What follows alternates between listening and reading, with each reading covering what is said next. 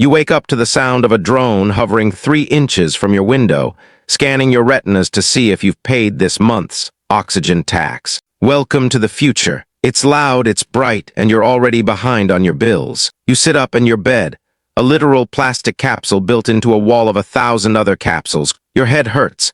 Not a normal headache, but a digital one. It's your neural link. It's the computer chip in your brain that lets you see the world in augmented reality. Every wall in your apartment is covered in digital advertisements for soda you can't afford and cybernetic legs you don't need. You look at your hand. It's not just skin and bone anymore. There's a Chrome interface on your wrist, a small port where you can jack into the net. You're a human being, but you're also a hardware device. Hunger hits you, but forget about eggs or bacon. Real animals, those are for the 1% who live in the clouds. For you, it's the vending machine at the end of the hall. You walk out of your room. The hallway is narrow, smelling of ozone and old wires.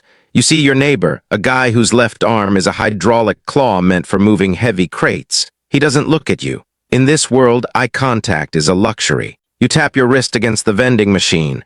Beep. Your digital wallet shrinks. Out comes a kibble bar.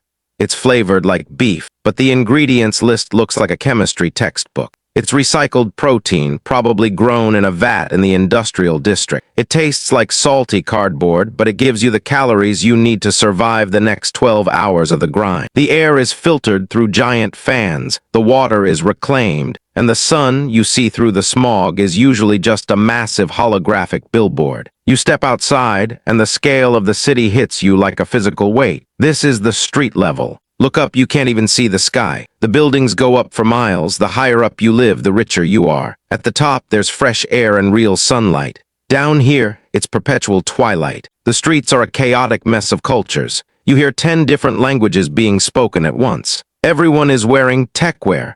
Jackets that block heat sensors, glowing sneakers, and masks to filter out the heavy metal dust in the air. Why is it always raining? It's not natural rain, it's acid rain. The pollution from the mega factories creates a constant drizzle that eats away at the paint on the cars.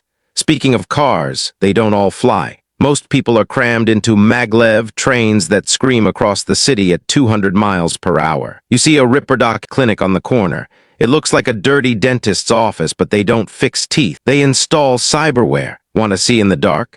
They'll swap your eyes for glowing red lenses. Want to run faster? They'll replace your tendons with carbon fiber, but be careful. If you install too much metal, your brain might snap. They call it cyberpsychosis. It's what happens when you forget you're human. In our world, countries have governments. In the cyberpunk world, corporations are the government. They own the water, they own the air, they own the police. You'll see Arasaka or Militech logos on everything. If you commit a crime, a private security team doesn't read you your rights. They check if your insurance is paid up. If it is, well, let's just say you become disposable. The core live in a different reality. To them, the people on the street are just data points. They spend their days in high-rise gardens, drinking real wine and eating real steak, while you're down here fighting over a discarded battery. This is the core of cyberpunk. High-tech, low life. The technology is a miracle, but the quality of life is a nightmare. You have a supercomputer in your pocket, but you don't have a place to call home.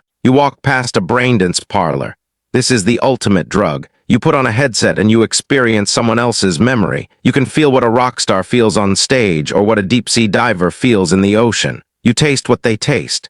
You feel their heartbeat. It's better than your life, so people get addicted. They spend their whole lives sitting in a chair, living a fake life because the real one is too ugly. Then there's the net. It's not a screen anymore.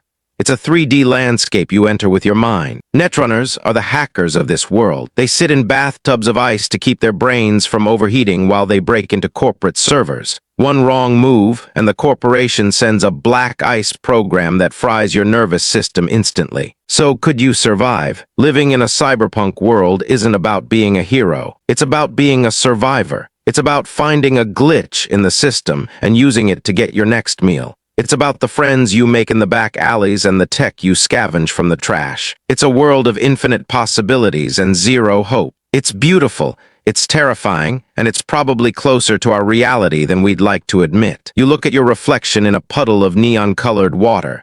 You don't look like the person you were yesterday.